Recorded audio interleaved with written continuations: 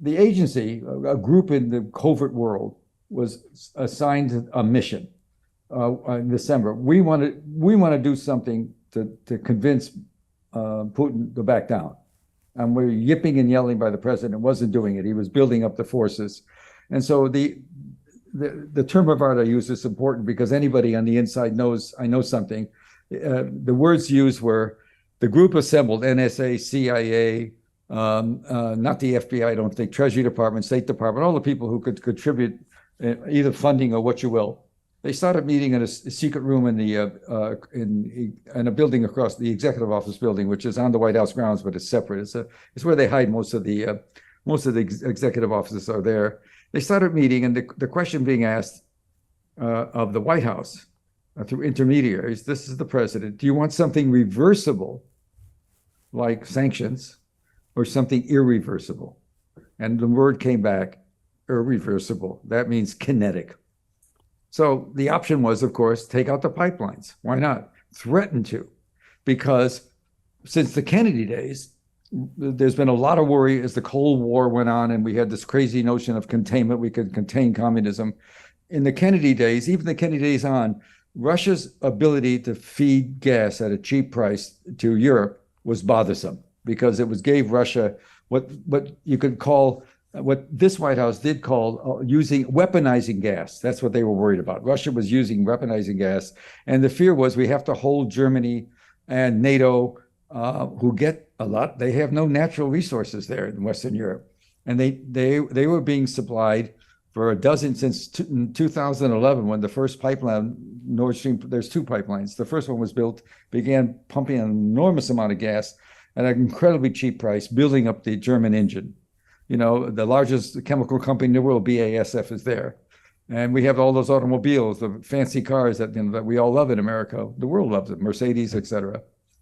And so what to do about that? That was always a problem. So the war starts, and we're pushing, NATO's involved, we're pushing Western Europe, and the Germans, we want more tanks, planes, guns, et cetera. And at some point, and so the idea was, give them this option, but once the war started, the people in the field, and they went to Norway because the Norwegian sailors, I actually published a piece today about Norway's role in Vietnam. Norway had a huge role in building up the Vietnam attacks we made against the North before the war was even declared. And then Norway and the U.S. always have had a close relationship. They were the first one to join NATO in '49, and it's very close. And they have very close, high-level Navy and underwater crews as well. Well, and also don't forget they have 1,400 miles of ocean, all the way. Norway goes 1,400 miles from European Oslo, all the way up to the Arctic Circle, where they run into Russia. Right. And so we have built in the last decade. We have put up the most advanced synthetic aperture radar. They cost hundreds of millions, if not more, radar to monitor the Russian nuclear weapons fields across the mountains in Russia, northern Russia, Kola Peninsula. Really cold up there. Anyway, and so we built bases. We've added to their Air Force. We work closely with their Navy, and of course, we worked very closely with them in the early stages of the Vietnam War. We were running Navy SEAL teams and operations long before the war began. I mean, we were working against the North and doing a lot of aggressive stuff that wasn't long before anybody in America knew much about the war, that Kennedy has sort of pushed to. Anyway, that's all ancient history. It's a place that fits because they keep their mouth shut. Right. And I was unfair to them. In the story I wrote, I said they made profit. They did make a good profit because the price of gas has gone up, but the amount of gas they ship to Western Europe has only risen about 3-4% since this the pipeline was shut down. The price of gas, though, has made their profit doubled.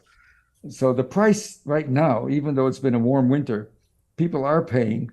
It's 3 to 4 times as much in Italy, 5 times as much in France for electricity, and power plants are generated by oil, and so the price is going up, and so anyway, so these guys are watching this, the guys that did it, I mean, and they do, as I say, they take the oath of office to the Constitution, not to the president and not to their commanding officer. These are tough guys.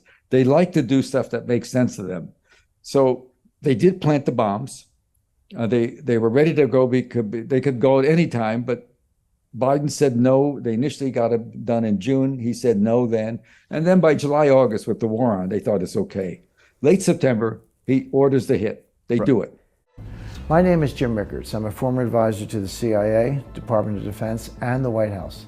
In a moment, you'll have my own evidence that very few people have seen.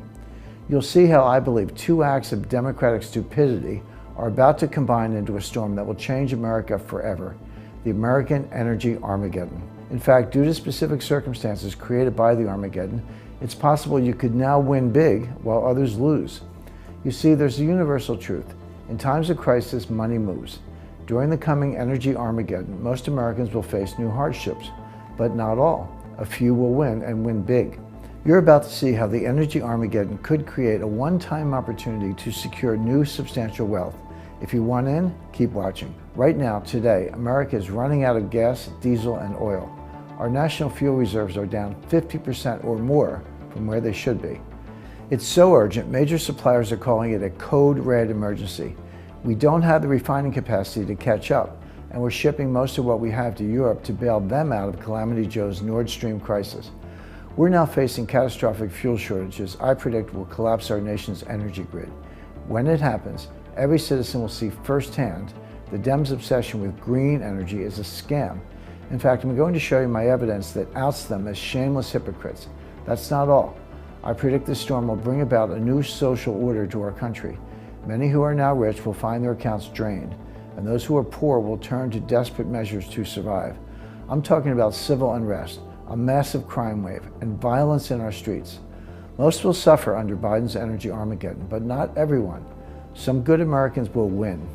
They'll take advantage of wealth-building opportunities created by the upheaval, which I'll reveal here today, to vastly improve their personal economic situation. And that's the most important thing I want to share with you. Now, if the idea of winning while others suffer makes you uncomfortable, no problem. Then this presentation is not for you. But the way I see it, our great nation was built during times of crisis when a few smart people recognized opportunity and seized it. If you see the storm coming, if you know Calamity Joe and his ilk are steering us straight into it, and you want to not just survive, but thrive by using the crisis potentially to grow your personal wealth, then you're exactly who I want to reach today. Give me about 3 minutes of your time. I'm going to show you everything right now. Hey, do you want to profit from crypto? Then join my DeFi Academy. The Crypto DeFi Academy will help you create generational wealth. But don't take my word for it.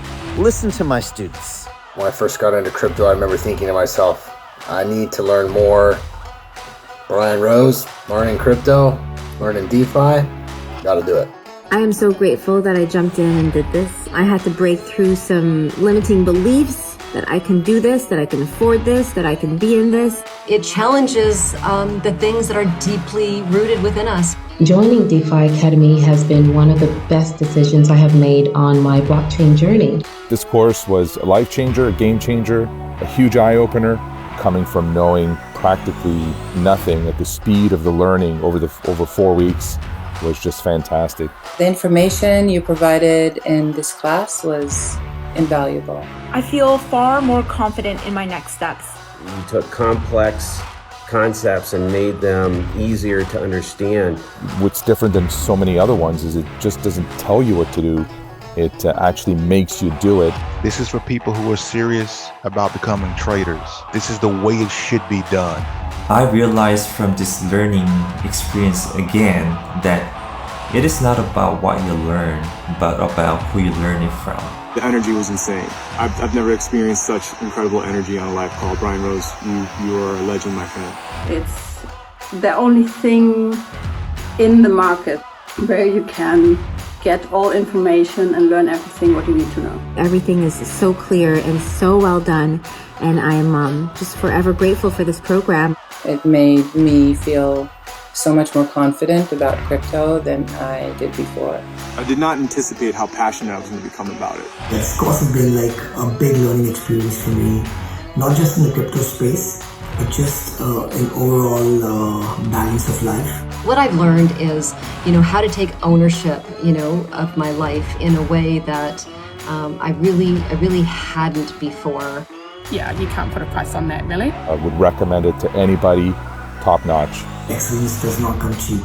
So if you want excellence, you gotta pay for it, but it's so worth it. Pull the trigger. That's what this course is about. You're not going to regret it, really. It's amazing. Thank you, Brian and team. So what are you waiting for? Crypto is happening now. Click the link below, submit your application, and let me mentor you on how to create generational wealth and build the decentralized financial infrastructure of the future.